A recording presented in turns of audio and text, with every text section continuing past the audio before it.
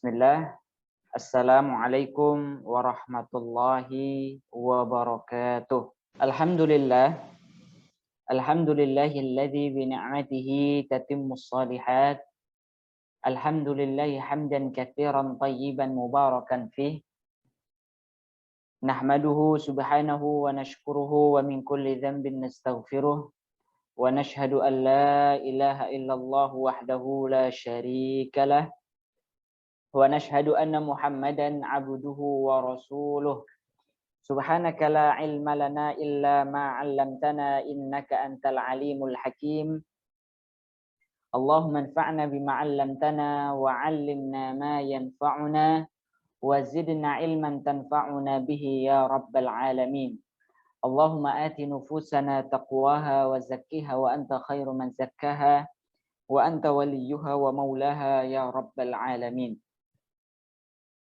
Ibu-ibu sekalian, jamaah Majelis Taklim Al-Islah yang semoga dimuliakan Allah Subhanahu wa taala. Bersyukur kita kepada Allah atas segala limpahan nikmat yang Allah karuniakan kepada kita semua, di mana kenikmatan-kenikmatan yang kita dapatkan haruslah senantiasa kita arahkan kepada jalan-jalan kebaikan. Karena apa, ibu-ibu sekalian? Karena yang membedakan pemberian Allah kepada kita menjadi sebuah kebaikan ataukah keburukan bagi kita, yaitu adalah manakala kenikmatan-kenikmatan ini bisa mendekatkan diri kita kepada Allah, lebih mendekatkan diri kita kepada Allah, maka itu adalah kenikmatan yang baik bagi kita. Namun sebaliknya, jika kenikmatan-kenikmatan ini justru melalaikan seseorang dari Allah, membuat seseorang lupa terhadap kewajiban-kewajibannya, maka kenikmatan itu akan menjadi keburukan, bencana, bala bagi dirinya. Maka oleh karena itu, semoga kita yang hadir dalam kesempatan kali ini, mengikuti majelis taklim ini, seluruhnya kita diberikan rahmat, ridha, maghfirah dari Allah Subhanahu wa taala, sehingga kita termasuk orang-orang yang bersyukur dan orang-orang yang mendapatkan kenikmatan yang baik dari Allah Subhanahu wa taala. Ibu-ibu sekalian yang semoga dimuliakan Allah, insyaallah dalam kesempatan kali ini kita akan mengkaji satu tema yang cukup penting untuk kita pahami bersama, untuk kita kaji bersama, untuk kita diskusikan bersama sebagai penambah wawasan ilmu kita, sekaligus menguatkan iman kita, upaya untuk memperbaiki akhlak-akhlak kita, amalan ibadah kita, sehingga dalam menjalani kehidupan ini kita memiliki petunjuk yang jelas, ya, hidayah dari Allah Subhanahu wa taala berdasarkan apa yang disampaikan oleh Allah Subhanahu wa taala dan Rasul-Nya.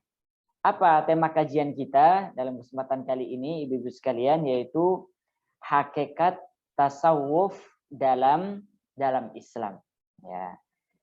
Mengapa kita perlu untuk kita kaji tema ini, ibu-ibu sekalian? Mengingat akhir-akhir ini ataupun belum lama, di mana kaum muslimin khususnya di Indonesia itu disuguhkan atau mendapat ataupun mencuatnya satu jenis pemikiran ataupun satu bentuk pemikiran yang disampaikan oleh salah seorang dai ataupun mubalik ataupun beberapa orang, di mana menisbatkan ucapan mereka, ilmu mereka kepada ilmu tasawuf, ya. Sehingga di mana di dalam penyampaiannya, materi-materinya itu dianggap oleh sebagian kaum muslimin sebagai satu ilmu yang baru, ya, ilmu yang asing, ya. Dan begitu pula satu ilmu yang mungkin jarang banyak diketahui, belum banyak diketahui oleh keumuman kaum muslimin. Dan di sisi yang lain banyak sekali hal-hal yang perlu untuk dikoreksi, hal-hal yang mungkin dianggap sebagai muskil ataupun susah untuk difahami dan lain sebagainya, ya, di mana seluruh ilmu-ilmu ini dinisbatkan kepada ilmu tasawuf. Nah, maka oleh karena itu kita perlu untuk memiliki panduan, memiliki wawasan sebagai pondasi ilmu kita, sehingga kita punya sandaran ilmu, sehingga kita bagaimana kita bersikap dan lain sebagainya ketika mendapati satu pertanyaan ataupun kondisi yang sesuai dengan masalah ini. Nah, ibu-ibu sekalian, berbicara tentang masalah tasawuf ataupun hakikat tasawuf dalam Islam, ini sebenarnya kalau kita mau urut dari sisi sejarah, ya, karena ini tidak lepas dari perjalanan panjang sejarah kaum muslimin. Kenapa bisa, ibu-ibu sekalian? Karena ketika Rasulullah dan para sahabatnya, ya, melakukan, ya, ekspansi ataupun pelebaran wilayah dakwahnya, ya, hingga memasuki wilayah terbesar ataupun wilayah yang pada zaman Rasulullah itu menjadi dua kekuatan besar yang ada pada zaman Rasulullah, yaitu adalah wilayah Romawi dan wilayah Persia. Nah, dakwah Rasulullah ini melebar sampai wilayah Romawi dan Persia. Ya, banyak melakukan futuhat-futuhat ataupun penaklukan wilayah-wilayah, di mana hal ini sudah berjalan dimulai sejak zamannya Rasulullah. Ya, mungkin kita pernah melihat sejarah perang Mu'tah ataupun peperangan-peperangan yang lainnya, hingga diteruskan pada zaman Khulafaur Rasyidin, ya. Lebih besarnya lagi adalah ketika zaman pemerintahan Umar bin Khattab, ada peperangan Qadisiyah, ya, melawan Persia dan lain sebagainya, ya. Kemudian meluas lagi dan meluas lagi, sehingga apa? Hasil daripada upaya futuhat ataupun upaya untuk meluaskan jangkauan dakwah umat Islam ini semakin melebar ke berbagai wilayah. Efek daripada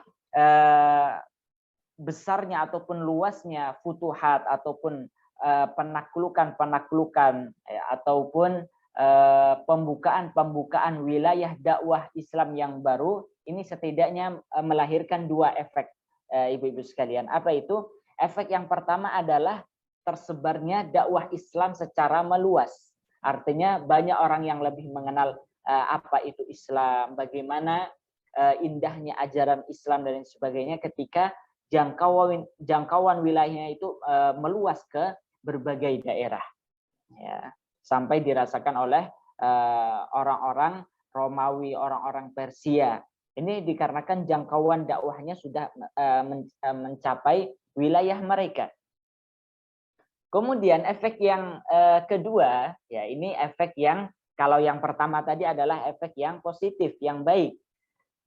Namun untuk efek yang kedua, yaitu adalah efek yang bagi sebagian orang-orang beriman ini menjadi efek yang patut untuk dikhawatirkan. Mengapa? Ya, karena semenjak meluasnya wilayah kaum muslimin, maka secara otomatis bentuk ataupun pintu-pintu kenikmatan dunia itu semakin terbuka lebar, ya. Kesejahteraan kaum muslimin berada di level yang tinggi, ya. Harta yang melimpah, ya, dan berbagai kenikmatan-kenikmatan dunia yang sebelumnya belum pernah dirasakan oleh kaum muslimin, itu pada zaman itu mereka dapatkan, ya. Sehingga apa? Ya, sehingga bagi orang yang niatnya ikhlas, kemudian masih memegang erat-erat akan ajaran Nabi Shallallahu Alaihi Wasallam untuk ingat terhadap tujuan kita di akhirat dan lain sebagainya, ini memiliki rasa kekhawatiran terhadap kondisi seperti ini.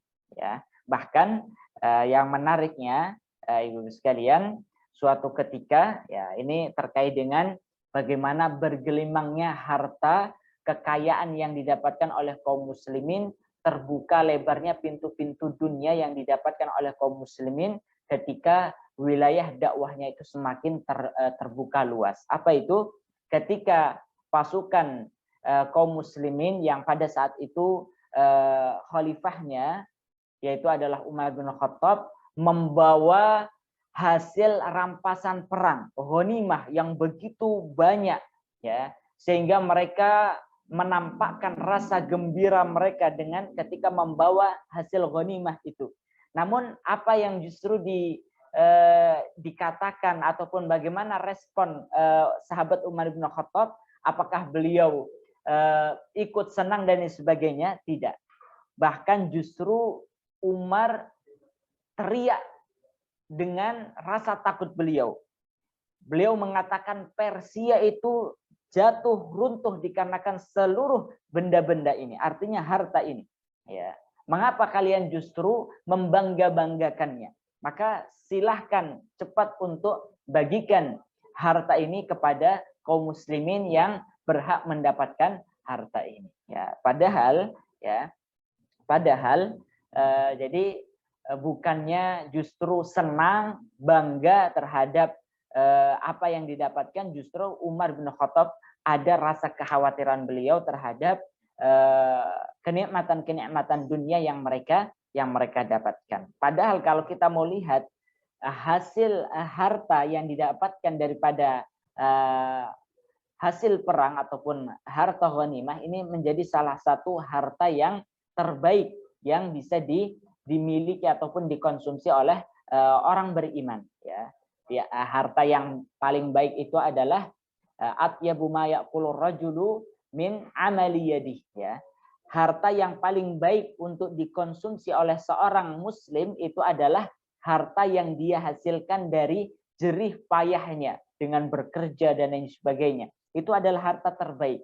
Begitu pula yang lainnya adalah harta hasil ghanimah, harta yang didapatkan oleh seorang pejuang Islam dari satu peperangan, ini termasuk harta yang terbaik. Meskipun hal itu, ya, meskipun harta itu termasuk harta terbaik, namun Umar bin Khattab tidak begitu terpesona dan lain sebagainya dengan gemerlapnya kenikmatan dunia ini. Ya. Maka setelah itu ibu-ibu sekalian berlanjut pelebaran kekuasaan kaum muslimin ini dilanjutkan oleh dinasti Umayyah, dinasti Abbasiyah dan sebagainya, di mana pintu-pintu dunia itu semakin lebar lagi. Ya, tingkat kesejahteraan kaum muslimin itu semakin tinggi lagi. Sehingga yang terjadi apa? Ya, yang terjadi adalah budaya glamor, hedonisme dan lain sebagainya ini menjadi gaya hidup yang ada pada zaman ataupun masa Abbasiyah dan Umayyah dan Abbasiyah. Ya. Maka kalau kita mau melihat ibu-ibu sekalian apa yang terjadi pada zamannya Umar bin Abdul Aziz, ya. Ketika di masa pemerintahan beliau, bayangkan ibu-ibu sekalian, harta zakat itu sudah tidak ada lagi yang mau untuk menerimanya. Kira-kira apa? Ya, kira-kira sebabnya apa? Karena masing-masing kaum muslimin sudah merasa tercukupi, ya. Saking kayanya, saking makmurnya, saking sejahteranya kaum muslimin pada zaman itu dari segi duniawi. Ya, bisa kita bayangkan bagaimana pada masa itu, ibu-ibu sekalian. Sehingga dari sini muncullah satu penyakit yang dikhawatirkan tadi oleh Umar bin Khattab, kemudian sahabat-sahabat ataupun orang-orang yang salih yang hatinya sangat terpaut dengan kehidupan akhirat. Muncullah satu penyakit yang dikhawatirkan, yaitu berupa penyakit wahan.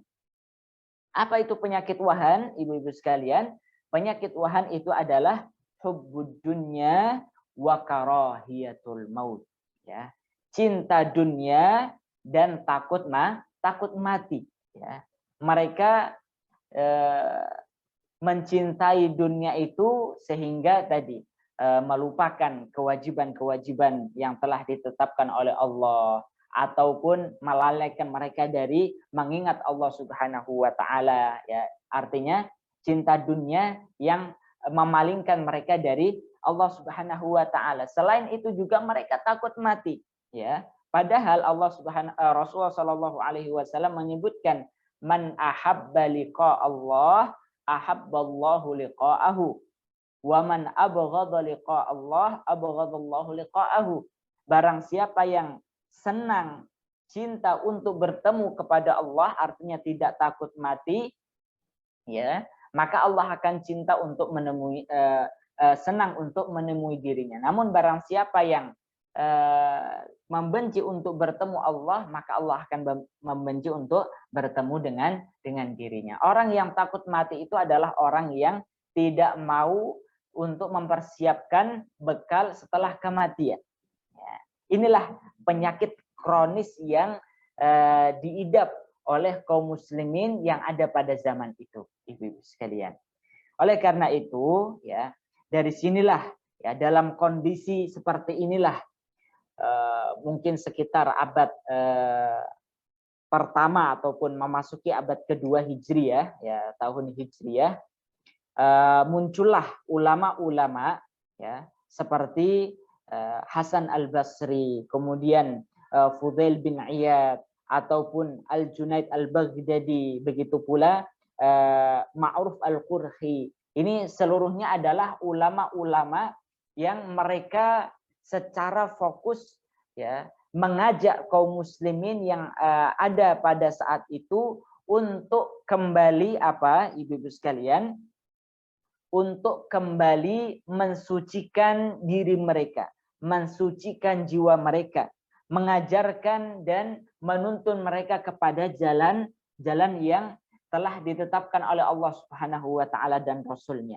Mereka mencoba untuk melakukan menciptakan suasana sebagaimana suasana yang dahulu terjadi pada zaman Rasulullah Shallallahu alaihi wasallam, ya, di mana Rasulullah mengajarkan para sahabatnya itu untuk bersikap zuhud, ya, bersikap ridha terhadap apa yang Allah berikan, kemudian bersikap, ya, memiliki akhlak yang baik dan sebagainya, ya, memiliki akhlak yang baik, khusyuk di dalam ibadahnya dan lain sebagainya. Ini adalah satu kondisi yang mereka mencoba untuk mengembalikannya sebagaimana pada zaman Rasulullah Shallallahu alaihi wasallam, ya. Mereka bagaimana, ya, mendambakan, ya, satu masyarakat yang giat di dalam beribadah, tidak gila dunia dan lain sebagainya, dan memandang bahwasanya kehidupan dunia hanyalah wasilah untuk menuju akhirat Allah Subhanahu wa taala, ya. Maka pada dasarnya, ya, ulama-ulama ini ingin mengajarkan kepada mereka bagaimana tadi di dalam mendidik akhlak, di dalam mendidik adab dan lain sebagainya, sebagaimana yang diajarkan oleh Rasulullah Shallallahu alaihi wasallam. Dan inilah hakikat daripada tasawuf itu, ibu-ibu sekalian, ya. Hakikat daripada tasawuf itu apa? Untuk menyadarkan manusia siapa dirinya, kemudian dari mana dirinya, dan akan kemana dirinya. Itu adalah hakikat daripada ajaran tasawuf ataupun ajaran yang diajarkan Rasulullah kepada para sahabatnya, ya. Sehingga, ya, Ma'ruf Al-Qurhi, ya, Ma'ruf Al-Qurhi di dalam salah satu buku beliau ataupun salah satu perkataan beliau menjelaskan apa hakikat daripada ajaran tasawuf itu. Maka beliau menyebutkan at-tasawwufu, ya, al-akhdhu bil haqa'iqi wal ya'su mimma fi aidil khalaiq. Apa arti makna daripada tasawuf itu? Hakikat daripada tasawuf itu. Beliau menjelaskan tasawuf itu adalah al-akhdhu bil haqaiq, mengambil hakikat, artinya memahami hakikat sesuatu, ya. Dan berputus asa dari apa-apa yang dimiliki oleh manusia. Itu hakikat daripada ajaran tasawuf, ya. Sehingga apa makna daripada al-akhdhu bil haqaiq? Mengambil hakikat, memahami hakikat. Kita sebagai seorang hamba, seorang muslim, diperintahkan, dianjurkan untuk memahami suatu perkara, ya, secara hakikatnya. Salah satu contohnya ataupun yang lebih utama adalah di dalam memahami, menyikapi masalah dunia. Apa hakikat daripada dunia? Dunia adalah wasilah kita untuk beramal. Dunia adalah darul bala. Dunia adalah darul imtihan, yaitu sarana kita untuk ataupun tempat kita untuk diuji oleh Allah, sehingga apakah kita di akhirat nanti lulus ataukah tidak. Dunia adalah hakikatnya adalah sebagai tempat, ya, sebagai tempat kita untuk menanam, ya, kebaikan-kebaikan. Nah, ini kita diperintahkan untuk memahami, ya, memahami hakikat sesuatu, masalah dunia. Kemudian masalah apa lagi? Masalah umur kita, ya. Dari hakikat kita, seorang hamba itu apa? Hakikat seorang hamba adalah makhluk ciptaan Allah yang setiap waktunya dia harus taat beribadah kepada Allah Subhanahu wa taala. Dari mana manusia, ya, dari tanah, ya, yang akan kembali ke tanah. Ini inti ataupun hakikat daripada ajaran tasawuf itu tadi. Al-akhdhu bil haqaiq, mengambil hakikat, memahami hakikat suatu perkara sehingga kita paham makna tujuan daripada suatu perkara itu. Lebih utamanya adalah dalam masalah kehidupan dunia. Bagaimana hakikat kehidupan perjalanan seorang hamba itu harus kita pahami. Itu adalah hakikat daripada ajaran tasawuf itu tadi. Kemudian wal ya'su mimma fi aidil khalaiq, dan berputus asa terhadap apa-apa yang dimiliki oleh manusia. Di mana ajaran tasawuf ini, ya, mengajarkan kita untuk tidak membanding-bandingkan kehidupan kita dengan kehidupan orang lain, ya.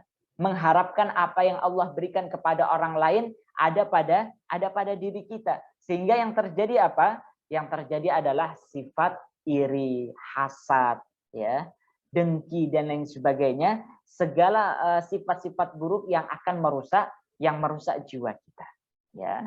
Maka ini adalah ajaran, ya, hakikat daripada ajaran tasawuf itu tadi. Sehingga dari sini muncullah ataupun para ulama juga, ya, ketika mengajarkan ilmu tasawuf itu tadi, bagaimana memahamkan seseorang terhadap hakikat sesuatu. Kemudian begitu pula mengajarkan manusia untuk tidak silau terhadap kenikmatan yang Allah berikan kepada orang lain. Sehingga dari sini muncul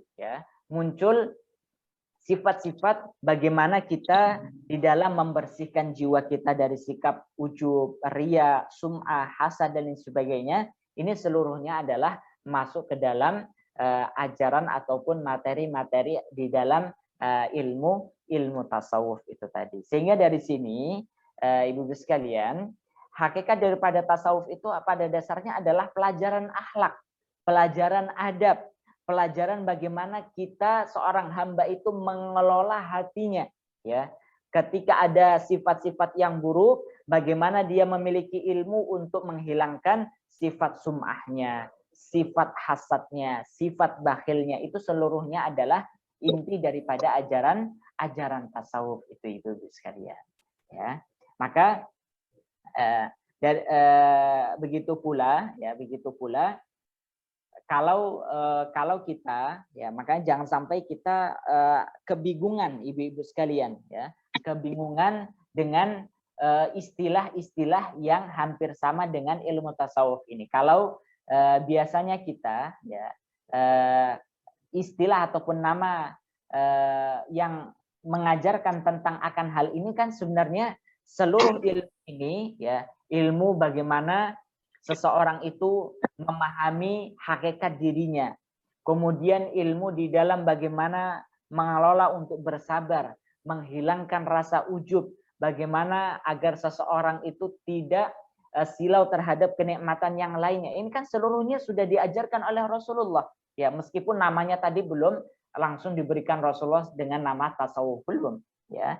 Namun secara dasar pondasi ilmu sudah diajarkan oleh Rasulullah, sehingga generasi-generasi setelahnya itu banyak yang memberikan ilmu nama-nama sesuai dengan apa yang mereka condongi. Misalnya kalau kita mungkin kita lebih familiar dengan istilah kajian, kalau misalnya ada kajian tazkiyatun nafs, ya mungkin ibu-ibu ada materi ataupun kajian membahas tentang materi tazkiyatun nafas. Apa arti tazkiyatun nafas?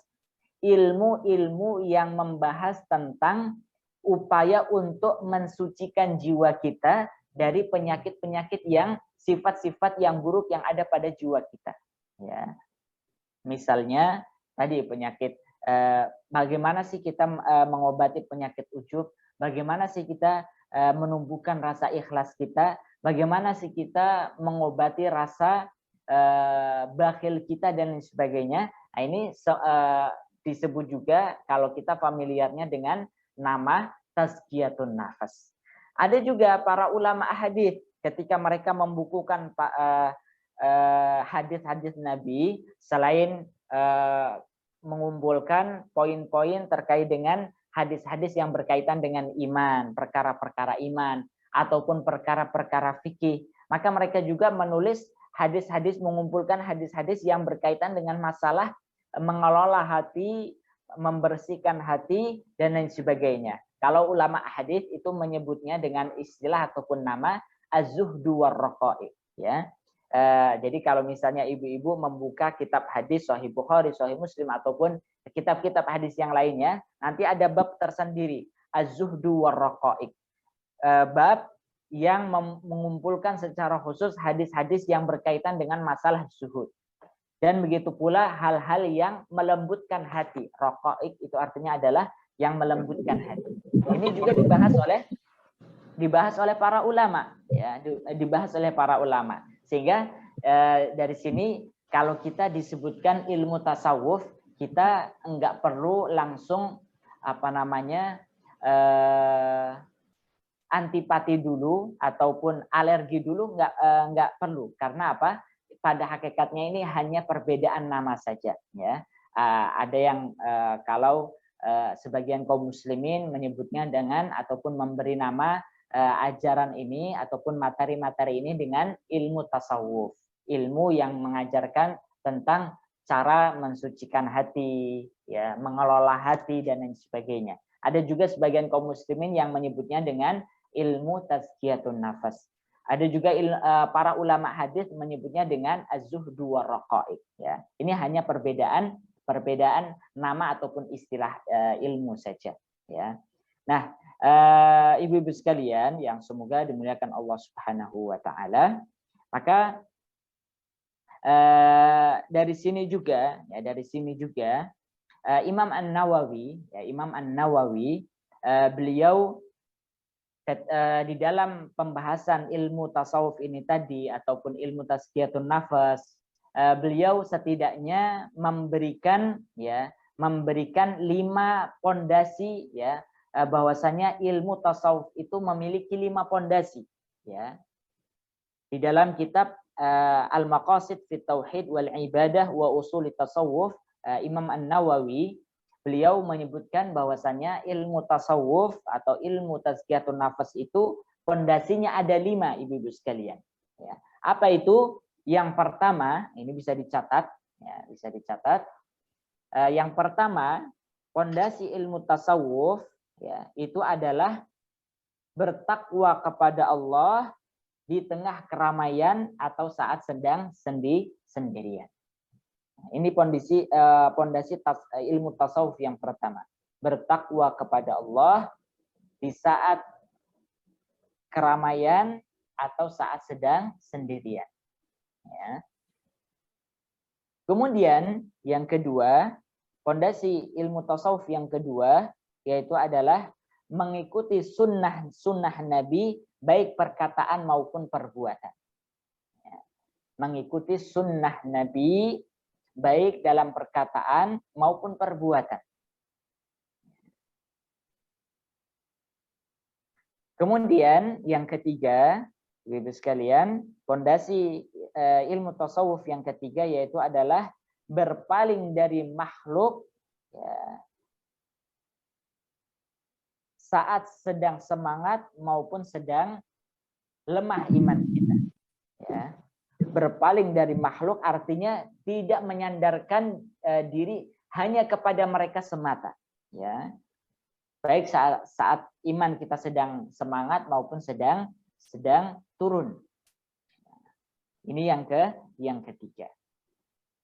Adapun yang keempat, Bapak sekalian, yaitu adalah ridha terhadap ketetapan Allah. Ya. Ridha terhadap ketetapan Allah Subhanahu wa Ta'ala, yang banyak maupun yang sedikit. Ridha terhadap ketetapan Allah baik yang banyak maupun baik banyak ataupun sedikit. Sedangkan yang kelima, kembali kepada Allah Subhanahu wa Ta'ala dalam kondisi lapang maupun sempit. Ya. Mengenal Allah, kembali kepada Allah dalam kondisi lapang maupun sempit. Ini adalah 5 pondasi ilmu tasawuf yang disebutkan oleh Imam An-Nawawi ya di dalam kitab Al-Maqasid fi Tauhid wal Ibadah wa Usulit Tasawuf. Dari sini apa Ibu-ibu sekalian? Ya, para ulama ketika menjelaskan tentang ilmu tasawuf itu betul-betul berdasarkan spirit keimanan dan ketakwaan. Diambil sumbernya itu adalah diambil dari Al-Quran dan Sunnah Nabi Shallallahu Alaihi Wasallam dan dipahami juga berdasarkan pemahaman salafus saleh, ya para sahabat kita dan generasi-generasi terbaik ya, dari umat ini. Ya. Maka ibu-ibu sekalian yang semoga dimuliakan Allah Subhanahu Wa Taala, sampai sini sebenarnya secara teori, secara keilmuan ilmu tasawuf ini tadi kalau dilihat dari sumbernya itu adalah langsung bersumber dari Nabi Shallallahu Alaihi Wasallam dan begitu pula ulama-ulama yang mencetuskan di awal-awal abad di akhir abad pertama ataupun awal abad kedua ini adalah mereka para ulama yang akidahnya lurus ya memiliki niat yang baik. Dan begitu pula sampai Imam An-Nawawi menetapkan fondasi ilmu tasawuf itu dengan patokan-patokan yang sangat jelas dan tegas. Ya, berdasarkan tadi takwa kepada Allah, kemudian mengikuti sunnah Nabi. Ini adalah fondasi-fondasi ilmu tasawuf. Ya, fondasi-fondasi ilmu tasawuf. Ya. Namun sayangnya, ibu-ibu sekalian, ini kembali lagi kepada sejarah. Sayangnya dalam perkembangannya ilmu tasawuf ini terjadi penyimpangan ya yang tentunya harus kita luruskan ya dan sudah diluruskan oleh para ulama. Penyimpangan dari segi pemikiran maupun amalan perbuatan. Hal ini terjadi bagaimana ya? Hal ini terjadi dikarenakan ada sebagian orang yang mendakwa dirinya, mengaku mendeklarasikan dirinya bahwasanya saya adalah seorang wali Allah Subhanahu wa Ta'ala. Kemudian menisbatkan ajaran-ajaran yang dia sampaikan kepada kaum muslimin ataupun masyarakat, menyandarkannya kepada sandaran ilmu tasawuf. Ya. Namun dalam perkataan perbuatan mereka menunjukkan perbuatan-perbuatan yang cenderung aneh ya ataupun memproduksi istilah-istilah tersendiri ataupun mencampur adukan antara karomah dan permainan syaitan, ya. Kemudian mereka juga mengklaim memiliki akses, ya, untuk mengetahui perkara-perkara yang gaib, ya. Kemudian bahkan justru meremehkan daripada syariat Islam. Kalau sudah sampai level sekian, tidak perlu lagi sholat, puasa, melakukan kewajiban-kewajiban syariat yang lainnya, ya. Atau tadi ini adalah perilaku-perilaku orang-orang yang mendakwa dirinya sebagai wali dan menisbatkan ilmunya kepada ilmu tasawuf, ya. Sehingga tadi mereka mempertontonkan tingkah laku yang aneh, gitu, ibu-ibu, ya. Ataupun membuat istilah-istilah baru, ya. Misalnya tadi apa namanya, nama ruh, kemudian apalagi istilah-istilah yang jarang difahami, ataupun apa namanya, berbaiat kepada Nabi Khidir dan lain sebagainya. Ini kan ajaran-ajaran yang cukup aneh, ya. Kemudian mencampur adukan antara karomah dengan permainan syaitan, ya. Membuat apa namanya, cerita-cerita bahwasanya si fulan ini bisa melakukan ini dan itu, dan dianggapnya ini adalah sebagai karomah, padahal bisa jadi itu adalah permainan syaitan dan lain sebagainya. Ataupun yang lebih disayangkan lagi adalah tadi mengambil sumber ilmu dan amalnya berdasarkan mimpi, ya. Karena kan kita sudah paham sendiri, ibu-ibu sekalian, fondasi ahlu sunnah wal jamaah, para sahabat Nabi, di dalam mereka berilmu dan beramal itu adalah sandarannya Al-Quran dan sunnah Nabi SAW. Tapi kalau sandarannya itu ditambah dengan mimpi, ya, saya melakukan ini, ya, landasannya apa? Saya berlandaskan dengan mimpi saya tadi malam. Wah, coba bayangkan, bagaimana kita mau mengukur kebenaran suatu perkara kalau berdasarkan mimpi, yang tahu mimpinya itu hanya orang itu sendiri saja, ya. Bagaimana kita mau mengukur kebenarannya? Kemudian bahkan ada juga yang mengatakan, saya bermimpi bertemu dengan Rasulullah, kemudian Rasulullah bersabda kepada saya, teksnya seperti ini, seperti ini. Nah, ini kita mau sebut hadis atau tidak? Kalau hadis itu kan sudah diriwayatkan secara turun-temurun oleh para ulama hadis, sehingga dibukukan oleh Imam Bukhari, Imam Muslim, dan lain sebagainya, ya. Kalau hadis itu langsung dari mimpi, bagaimana kita mau tambahkan di ilmu, di kitab-kitab hadis, kan nggak mungkin seperti itu. Sehingga hal inilah yang mereka buat sebagai landasan ilmu. Nah, ini ibu-ibu sekalian, dari sinilah awal mula, ya, dari sinilah awal mula terjadinya penyimpangan dalam masalah ilmu tasawuf itu sendiri. Sehingga pada akhirnya banyak bermunculan kritik-kritik ataupun upaya untuk meluruskan ilmu tasawuf ini agar tidak kebablasan, ya, agar umat itu tidak terkecoh, agar umat itu tidak terjerumus kepada sifat ataupun perbuatan takhayul, khurafat, dan lain sebagainya, di mana hal ini sudah dilakukan oleh semisal Ibnu Aqil, ya, para ulama semisal Ibnu Aqil, Imam Ibnul Jauzi, Syekhul Islam Ibnu Taimiyah, Ibnul Qayyim Al-Jauziyah, dan lain sebagainya, ya, termasuk juga Ibnu Rajab Al-Hanbali. Beliau, para ulama ini banyak juga menuliskan terkait dengan buku-buku yang berkaitan dengan masalah tazkiyatun nafas, ya. Kalau ibu-ibu sekalian mau banyak belajar terkait dengan ilmu tazkiyatun nafas, maka milikilah buku-bukunya Ibnul Qayyim Al-Jauziyah dan Ibnul Jauzi dan lain sebagainya. Ini banyak membicarakan terkait dengan masalah ilmu tazkiyatun nafas. Kapan mulanya penyimpangan ini, ibu-ibu sekalian? Ini dimulai pada abad ke-5 Hijriah, ya.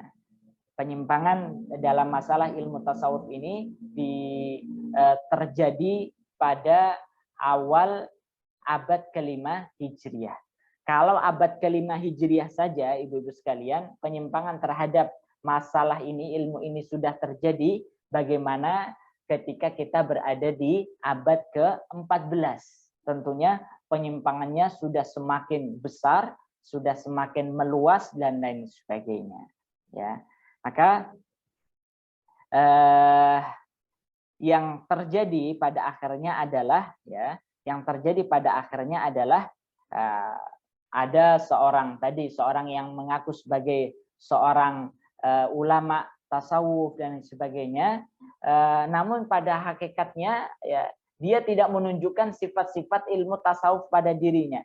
Ketika dalam ceramahnya, dalam penyampaiannya suka melecehkan ataupun menghina ulama yang lainnya, ini kan menunjukkan akhlak yang tidak baik. Padahal ilmu tasawuf mengajarkan terkait dengan akhlak yang baik, ya. Kemudian merasa paling tahu, kemudian meremehkan ustadz yang lainnya dan sebagainya, dan tidak jarang juga menebarkan kebencian di tengah-tengah umat kaum muslimin, ya, memecah belah kaum muslimin, padahal dia mengaku sebagai ulama ahli tasawuf dan lain sebagainya. Maka yang terjadi bukanlah ya ilmu tasawuf ini yang tersisa apa? Yang tersisa itu adalah bukan ya, yang diharapkan itu kan hakikatan la isman, ya. Yang diharapkan daripada ilmu tasawuf itu adalah hakikatnya, bukan sekedar nama saja. Itu yang diharapkan. Namun yang terjadi setelah adanya penyimpangan, kemudian orang-orang yang mengaku sebagai ahli tasawuf namun akhlaknya justru menyimpang dan sebagainya, yang tersisa bukanlah hakikatan la isman, namun justru isman la hakikatan, sekedar nama namun hakikatnya enggak ada. Sekedar nama tasawuf saja, ahli tasawuf saja, ulama tasawuf saja, namun hakikatnya dia tidak mengajarkan akhlak yang baik. Dia tidak membersihkan jiwanya dari sifat suudzon dan lain sebagainya. Ini yang terjadi adalah ya isman lah hakikatan. Tersisa nama saja, hakikatnya sudah tidak ada. Ya, oleh karena itu ibu-ibu sekalian yang semoga dimuliakan Allah Subhanahu wa taala, ya. Terakhir perlu untuk kita sampaikan salah satu kisah yang semoga ini bisa menjadi pelajaran penting tentang seorang ulama yang sering disebut sebagai gurunya ahli tasawuf. Ya, siapa itu? Syekh Abdul Qadir Al-Jilani. Ya, beliau ini adalah seorang ulama yang hidup pada antara tahun 470 hingga 561 Hijriah. Pada dasarnya Syekh Abdul Qadir Al-Jilani ini merupakan seorang ulama yang lurus, hanif, akidahnya, ibadahnya tidak ada penyimpangan. Namun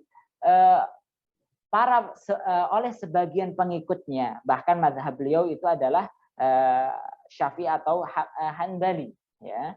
Namun yang disayangkan itu adalah oleh sebagian pengikut beliau, ya, membuat cerita-cerita yang justru palsu yang dinisbatkan kepada Syekh Abdul Qadir Al-Jilani ini. Maka dalam salah satu kisah yang ditulis juga oleh Syekhul Islam Ibnu Taimiyah di dalam Majmu' Fatawa, begitu pula Ibnul Qayyim Al-Jauziyah di dalam Madarijus Salikin, beliau menyebutkan satu kisah dari Syekh Abdul Qadir Al-Jilani. Apa kisah tersebut? Suatu ketika Syekh Abdul Qadir Al-Jilani ini merasakan haus yang begitu berat, ya, hampir saja beliau pingsan. Namun dalam kondisi tersebut tiba-tiba datanglah awan, ya, datanglah awan yang menaungi beliau dan terdengar suara yang memanggil-manggil nama beliau, wahai Abdul Qadir, wahai Abdul Qadir. Ya, maka Syekh Abdul Qadir bertanya, siapa kamu? Ya, maka suara tersebut menjawab, ana rabbuka, saya Rabbmu, ya, saya Tuhanmu, aku adalah Tuhanmu. Ya, maka Syekh Abdul Qadir memastikan lagi, ya, benarkah kamu Allah Subhanahu wa taala? Ya, maka suara itu menimpali lagi, ya betul, aku adalah Rabbmu. Ya, pada hari ini telah aku halalkan selama apa yang aku haramkan bagimu. Ya, pada hari ini telah aku halalkan segala hal yang aku haramkan bagimu sebelumnya. Artinya beliau diperbolehkan untuk melakukan perzinaan, minum khamar dan lain sebagainya. Ketika mendengar jawaban ini ataupun perkataan ini, maka Syekh Abdul Qadir Al-Jilani membentak suara itu, wahai musuh Allah, dasar musuh Allah, kamu telah berdusta, ya, kamu adalah, ya, syaitan. Ya. Maka ketika dibentak oleh Syekh Abdul Qadir, maka seketika suara tersebut hilang dan awan tersebut hilang juga. Ya, maka setelah itu, tidak lama setelah itu terdengar kembali, ya, suara dari belakang beliau yang mengatakan, dengan kefakihanmu dalam agama, kamu telah selamat dari tipu dayaku. Padahal sebelumnya dengan trik yang sama, aku telah berhasil menipu 70 orang alim semisalmu. Coba bayangkan ibu-ibu sekalian. Ya. Kemudian, ya, ini menarik apa yang menjadi perkataan syaitan sebagai jawaban, ya, sebagai jawaban ataupun respon terhadap apa yang dikatakan oleh Syekh Abdul Qadir Al-Jilani. Kemudian setelah itu sebagian murid beliau bertanya terkait dengan peristiwa ini. Wahai Syekh, apa yang menjadi engkau meyakinkan engkau bahwasannya suara itu adalah suara syaitan? Maka Syekh Abdul Qadir menjawab apa? Aku tahu dia syaitan ketika dia menghalalkan sesuatu yang haram. Ya. Nah, ibu-ibu sekalian, dari kisah ini, ya, dari kisah ini kita bisa mengambil banyak pelajaran yang penting. Yang pertama adalah terkait dengan pribadi Syekh Abdul Qadir Al-Jilani ini juga yang banyak disimpangkan. Kisah-kisah beliau banyak disimpangkan oleh pengikut beliau yang menyimpang itu tadi. Ya. Kemudian yang kedua juga, ini sebagai satu nasihat yang penting bagi orang-orang yang merasa dirinya alim. Ya. Karena tipu daya syaitan itu tidak akan lepas dari mereka. Syaitan akan senantiasa memperdaya orang-orang beriman dan tidak terkecuali oleh orang-orang alim. Ya. Orang-orang alim itu kan kalau misalnya dia sudah mimpi ataupun ketemu langsung, ya, dengan sesuatu yang di luar di luar kebiasaan manusia, ya, biasanya merasa bangga dan lain sebagainya dan menceritakannya kepada orang lain sehingga orang lain pun pada akhirnya memuji-muji dirinya dan lain sebagainya, mengatakan dia punya karomah dan lain sebagainya, ya. Yang bisa jadi itu adalah tipu daya syaitan, permainan syaitan, ya. Baik. Kemudian begitu pula, ibu-ibu sekalian, pelajaran yang lain yang bisa kita ambil dari kisah ini adalah selama masih hidup di dunia, setiap muslim tidak pernah terlepas dari, ya, taklif syariat ataupun beban syariat. Sholat, puasa, zakat dan lain sebagainya. Selama dia muslim, selama masih hidup, ya, maka dalam kondisi apapun dia tetap wajib menjalankan perintah-perintah Allah Subhanahu wa taala. Dalam kondisi sakit pun, ya, kalau seseorang tidak bisa sholat berdiri, dia duduk bisa. Kalau tidak bisa duduk, dia berbaring. Kalau tidak bisa berbaring, ya, sampai hanya harus menggunakan isyarat tangan ataupun isyarat hati, itu dia tetap wajib menjalankan ibadah salat, ya. Bagaimana dengan orang yang mengaku bahwasannya dia mendapatkan wahyu dari Allah, tidak perlu lagi menjalankan syariat? Nah, ini tentunya adalah tipu daya syaitan. Begitu pula tadi syaitan itu senantiasa mengelabuhi manusia untuk seolah-olah dia bertemu dengan Allah, bertemu dengan Rasulullah. Kemudian hal ini sudah dilakukan oleh syaitan beribu-ribu tahun sebelumnya, ya, dan sudah banyak orang yang tertipu dengan trik-trik syaitan seperti ini, ya. Begitu pula syaitan akan senantiasa mengajak manusia untuk bermaksiat. Ya, tadi setelah aku halalkan segala yang pernah aku haramkan, ini kan mengajak kepada kemaksiatan, ya, mengajak kepada kemaksiatan. Ya. Maka Ibu-ibu sekalian, dari kisah ini, ya, kita bisa ambil pelajaran, banyak sekali pelajaran yang bisa kita ambil, bahwasannya kita sebagai seorang muslim, ilmu-ilmu yang kita miliki, mulai dari ilmu akidah, ilmu fikih, termasuk juga ilmu akhlak, adab, ya, ini kita wajib untuk kita miliki, ya, wajib untuk kita miliki, ya. Namun yang menjadi catatan adalah kalau dalam masalah ilmu akidah sumbernya harus jelas, ilmu fikih sumbernya juga harus jelas, sama juga dengan masalah ilmu, ya, ilmu adab, akhlak, ini sumbernya juga harus jelas, ya, sehingga kita tidak perlu silau ketika mendapatkan ilmu-ilmu baru yang berkaitan dengan masalah tazkiyatun nafas. Kalau cara kita ingin bertemu dengan Rasulullah, ya, kemudian caranya harus begini-begini, bahkan harus bayar dan lain sebagainya. Nah, ini menjadi permainan uang oleh sebagian orang yang mengaku dirinya adalah sebagai wali dan lain sebagainya, hanya untuk mencari apa? Mencari keuntungan duniawi saja, ya, dengan cara menebarkan ilmu-ilmu yang palsu, yang dusta itu tadi. Baik, Ibu-ibu sekalian yang semoga dimuliakan Allah, ya, mungkin hanya ini yang dapat kami sampaikan. Lebih dan kurangnya kami mohon maaf. Selanjutnya kita lanjutkan dengan agenda tanya jawab diskusi barang bagi ibu-ibu yang ingin bertanya dalam masalah ini ataupun masalah yang lainnya, kami persilahkan. Ya, yang pertama, bagaimana cara membedakan antara karomah dan permainan syaitan? Apakah Nabi Khidir itu ada dan masih hidup sampai sekarang ataukah tidak? Baik. Ya, baik Ibu-ibu. Yang pertama, untuk membedakan antara karomah, ya, dan permainan syaitan, yang pertama, karomah ini, ya, jadi seperti ini Ibu-ibu sekalian. Kejadian luar biasa ataupun yang di luar kemampuan manusia itu disebut dengan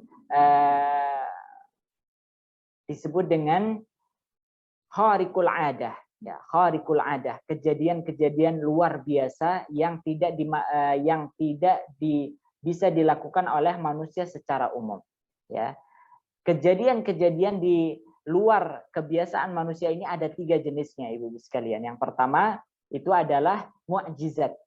Mukjizat ini adalah termasuk kejadian luar biasa yang hanya bisa dilakukan oleh para nabi dan rasul saja. Ini mukjizat. Kemudian yang kedua yaitu adalah karomah. Karomah ini juga termasuk kejadian luar biasa yang, ya, dilakukan ataupun, ya, terjadi pada orang-orang saleh selain para nabi dan rasul. Ya, para wali-wali Allah Subhanahu wa taala, orang-orang saleh. Ya, syaratnya adalah orang-orang saleh, ya, yang akidahnya lurus, ibadahnya lurus dan sebagainya. Yang ketiga, jangan sampai kita terkecoh. Apa itu? Ya, yaitu adalah tadi permainan syaitan. Syaitan bisa melakukan satu permainan sehingga melakukan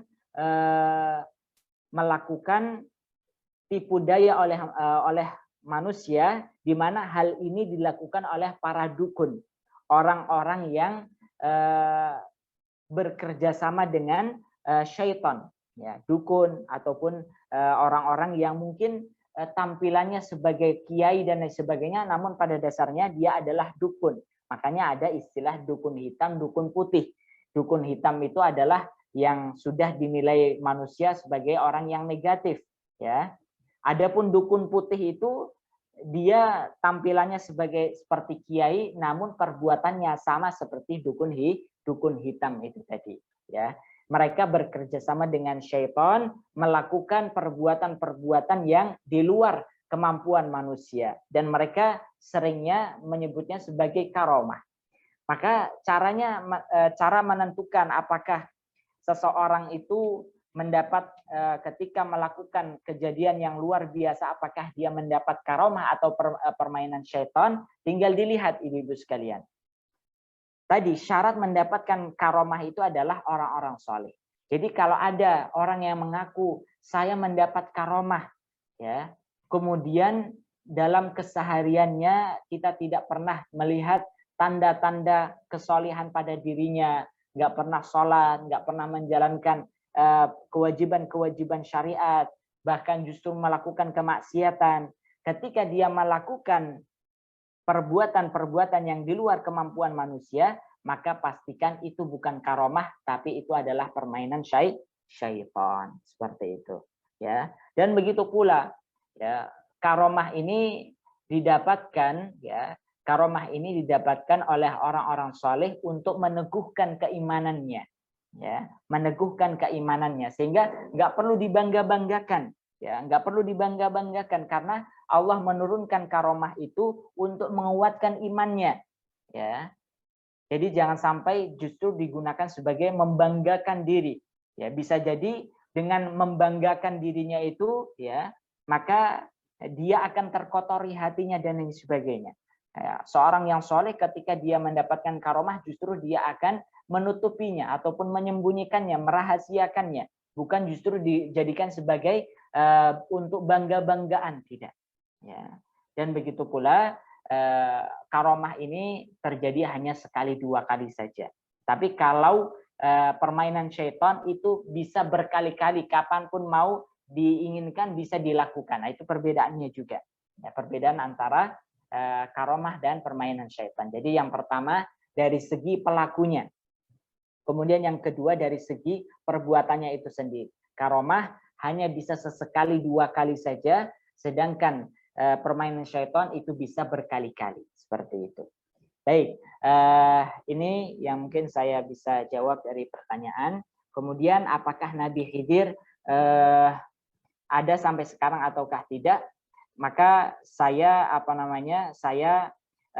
menilai, ya, bahwasannya apakah bahkan anggapan bahwasannya Nabi Khidir kekal dan sebagainya ini adalah menyelisihi akidah Ahlussunnah wal Jamaah, ya, karena kullu man 'alaiha fan, ya, setiap yang ada di atas muka bumi ini itu pasti akan punah, ya, tidak akan bertahan hidup dan sebagainya, ya. Dan begitu pula kalau saja Nabi Musa sekelas nabi, ya kan, Nabi Khidir diperselisihkan apakah beliau nabi atau orang soleh saja.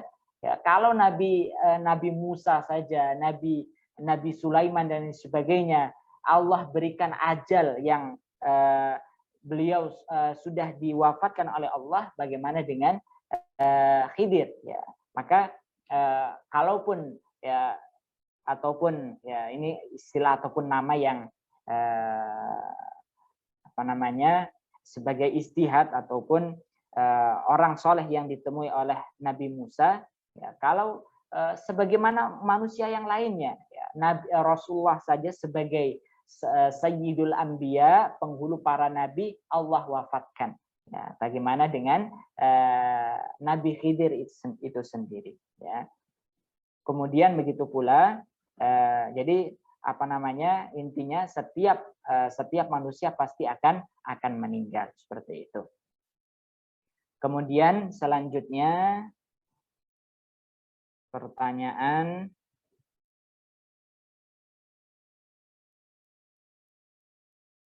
saat ini banyak sekali yang melihat tasawuf dengan negatif, mungkin karena adanya penyimpangan ya Ustaz. Padahal tasawuf adalah cara tepat untuk lebih mendekat kepada Allah dengan selalu berzikir, menyebut nama Allah. Baik, betul ibu-ibu sekalian.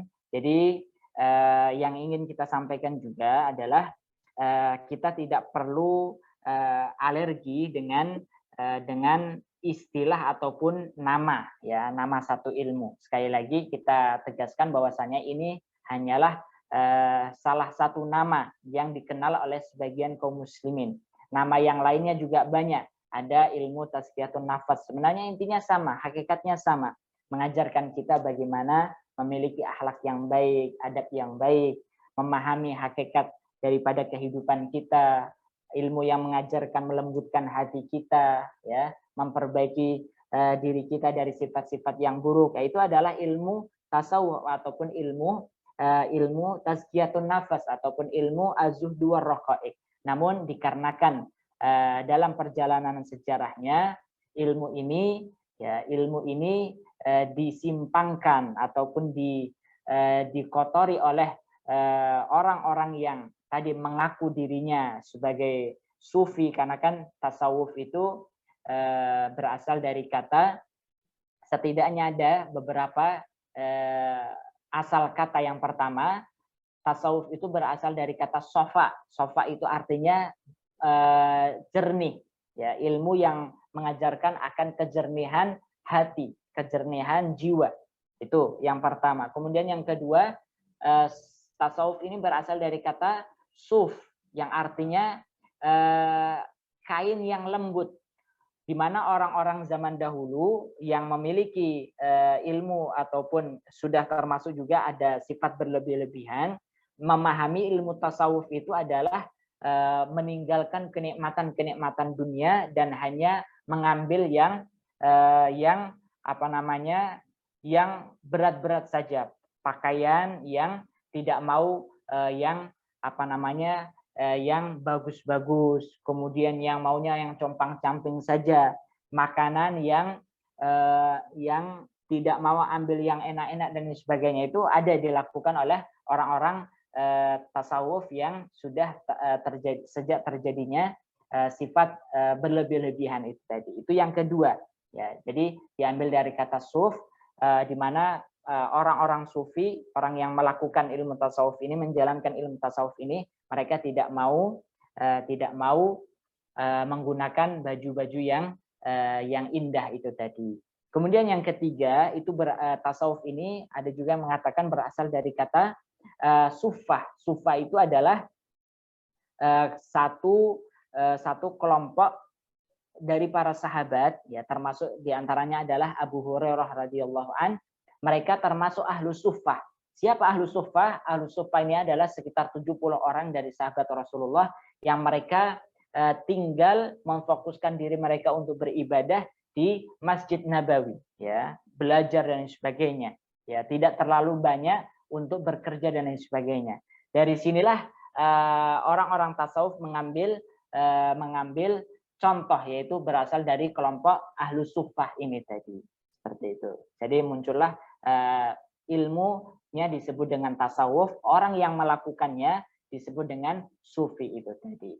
Sehingga dari segi nama sebenarnya tidak ada masalah. Yang bermasalah adalah orang-orang yang mengamalkannya dan melakukan banyak kekeliruan yang tentunya harus kita ubah, harus kita ingatkan, sebagaimana yang dilakukan oleh ulama-ulama terdahulu hingga sekarang. Maka kita wajib juga, ya, kita wajib untuk menyadarkan orang-orang yang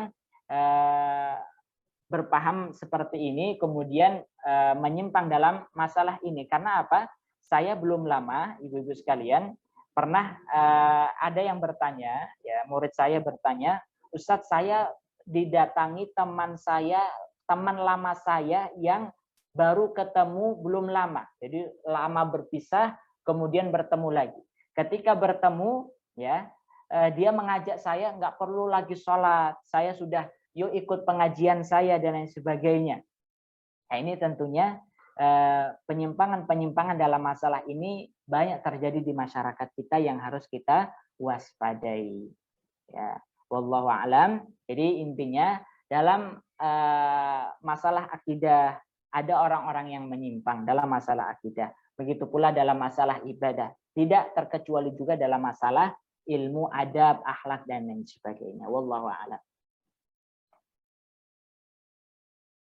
Izin bertanya Ustadz boleh? Ya, silahkan. Baik, Bismillah. Ustadz, terkait dengan tadi ya, tasawuf, mungkin menyambung beberapa pertanyaan dari ibu-ibu sebelumnya.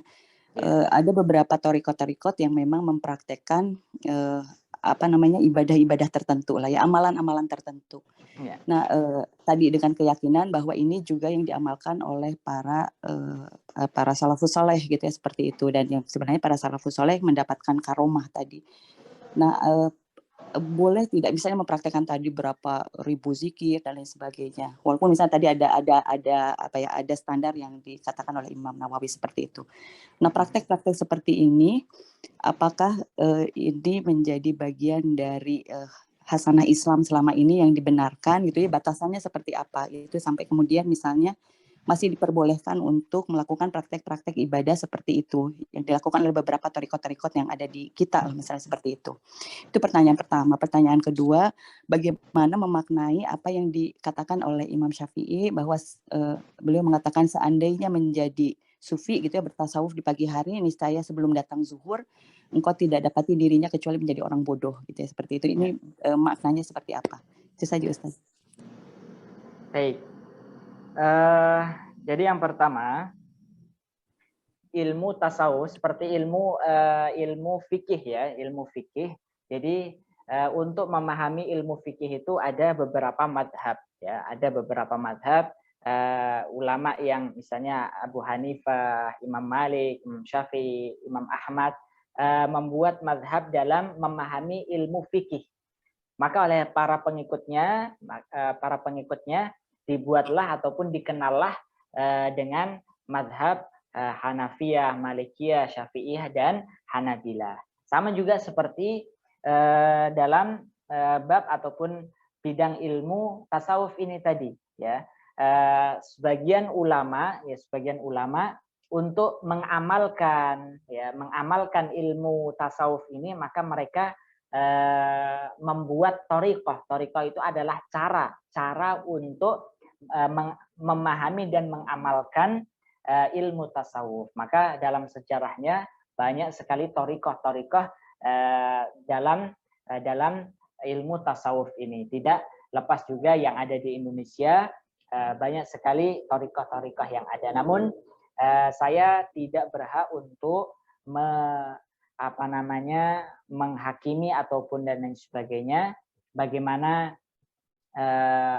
tentang thariqah mereka, karena saya juga belum begitu mendalam membahas ataupun mengkaji terkait dengan thariqah mereka. Artinya thariqah itu intinya adalah cara yang dilakukan oleh seorang syekh, seorang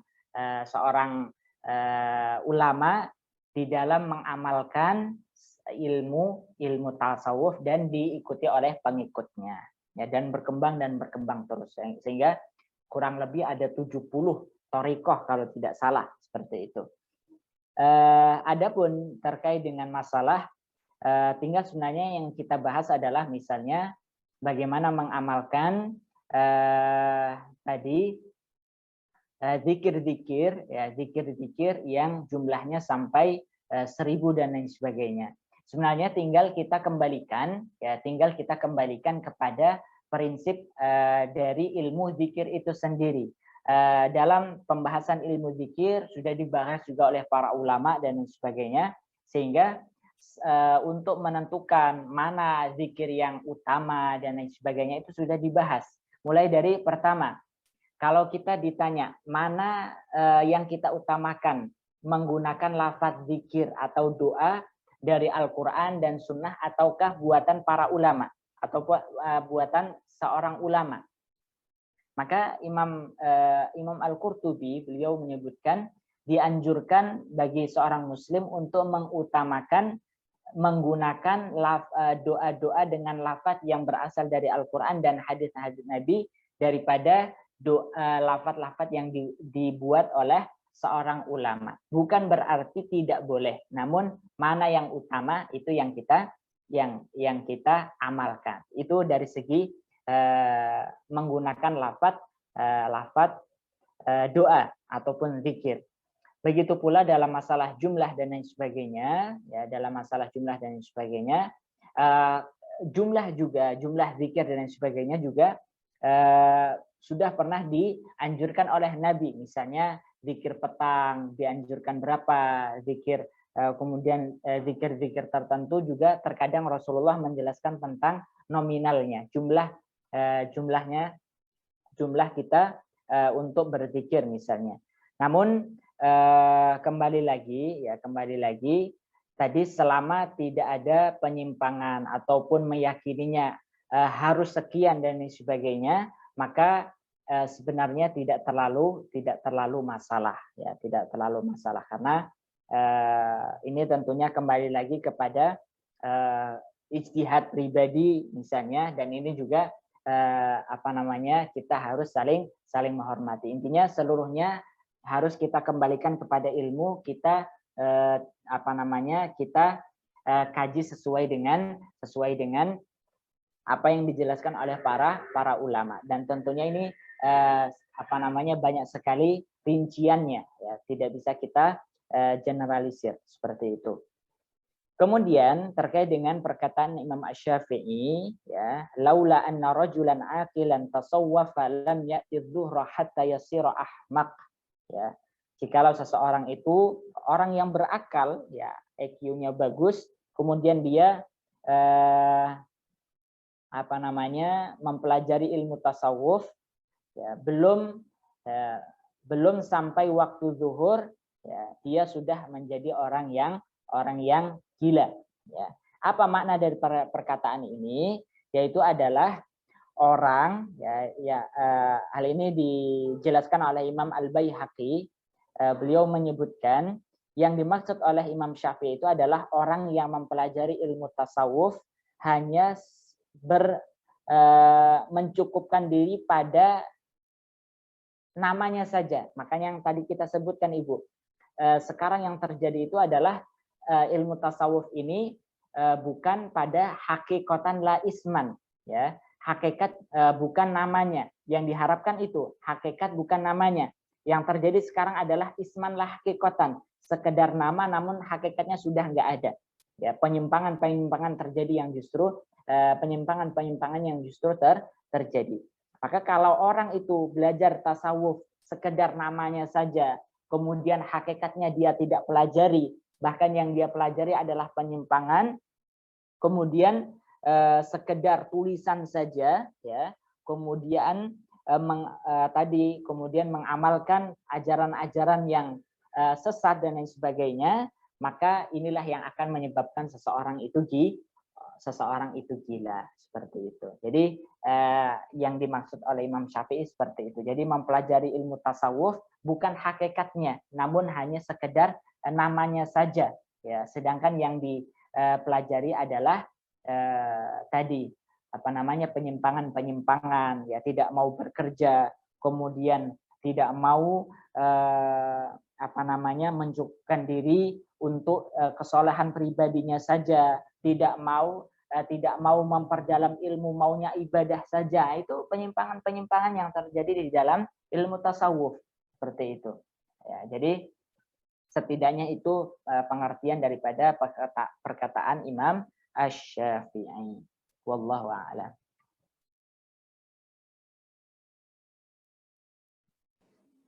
Baik, ada yang lain, Ibu? Masih ada, Ustadz, yang di chat, Ustadz. Oh ya, baik. Saya buka. Baik. Syekh Abdul Qadir Jilani itu waliullah kah? Karena saya lihat banyak orang yang mengagungkannya, atau seorang sufi. Baik. Sebenarnya setiap muslim, ya, bahkan kita itu, ya, bisa menjadi wali Allah. Syarat menjadi wali Allah itu apa, Ibu? Ya, syarat menjadi wali Allah, coba kita buka di dalam Al-Qur'an. Wali Allah itu adalah alladzina amanu wa kanu yattaqun. Ya, coba kita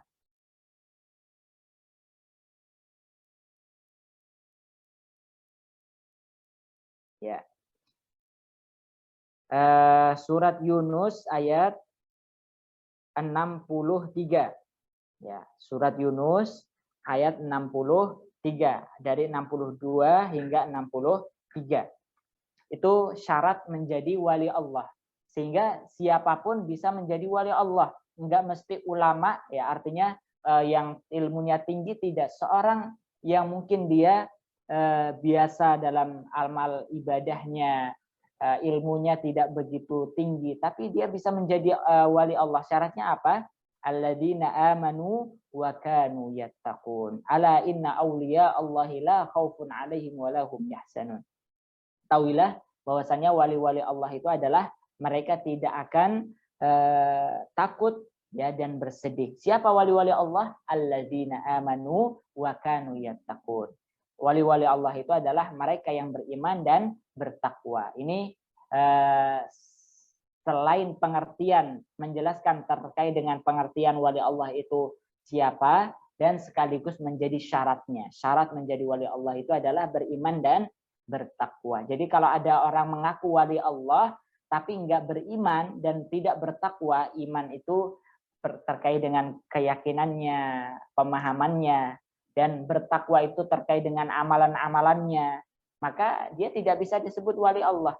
Maka kalau tadi kita sebutkan Syekh Abdul Qadir Jailani, bagaimana beliau itu adalah menurut keterangan para ulama itu adalah beliau orang yang saleh, akidahnya lurus, ibadahnya baik, ya, ibadahnya baik. Maka berdasarkan ayat ini beliau termasuk wali Allah, ya. Meskipun beliau tidak harus mengaku saya wali Allah, tidak. Wali Allah itu justru ya dia menyembunyikan, bahkan dia tidak tahu bahwasannya dia wali Allah ataukah tidak, ya. Setiap kita itu berhak untuk menjadi wali Allah, karena wali Allah itu adalah orang yang Allah akan lindungi, orang yang Allah akan bantu dan lain sebagainya, ya. Dan ketika seseorang menjadi wali Allah, ya sebenarnya itu adalah keistimewaan pribadi saja, nggak perlu dibanggakan dan lain sebagainya. Cukup kita banggakan di hadapan Allah. Seperti itu, Ibu. Ustaz, saya mau nanya satu, Ustaz. Tadi Ustaz jelaskan bahwa yang mendapatkan mukjizat itu adalah hanya para nabi. Ya. Iya, betul. Nah, Nabi Isa itu menyembuhkan orang sakit itu kan termasuk mukjizat ya, Ustaz. Ya. Nah, ketika ada orang yang mengikuti Nabi Isa dan dia bisa menyembuhkan, katakan bisa menyembuhkan kucing gitu yang sedang sakit itu udah setan ya, Ustadz ya. Maksudnya udah apa namanya, kerjaan setan gitu maksudnya, dan dia meyakini sekali bahwa dia bisa mengikuti Nabi Isa gitu.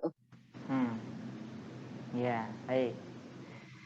Ya, baik. Cukup Ibu ya? Ya, cukup ya. Ya, baik. Jadi betul, mukjizat itu adalah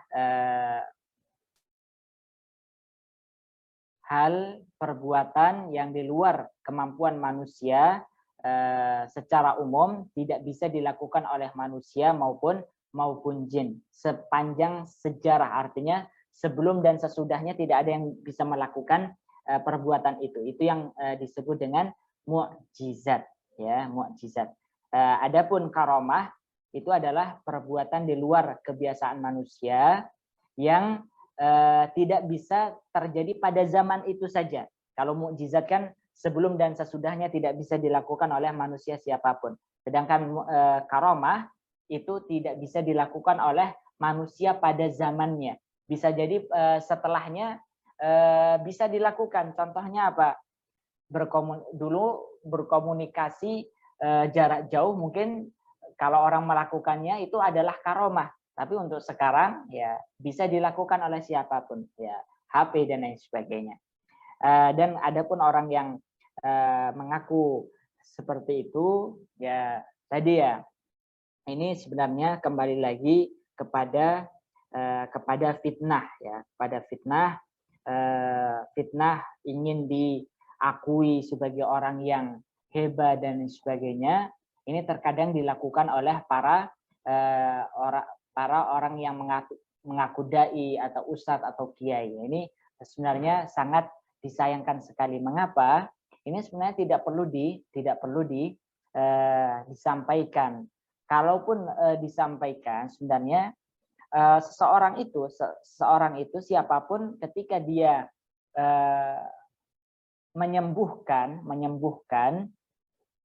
apakah melalui wasilah ruqyah ataupun ilmu kedokteran, ya sebenarnya kan bisa menyembuhkan seperti itu. Artinya apa? Kalaupun dengan wasilah ruqyah dia bisa menyembuhkan, itu bukan ataupun istilahnya bukan menghidupkan ya, menyembuhkan ya.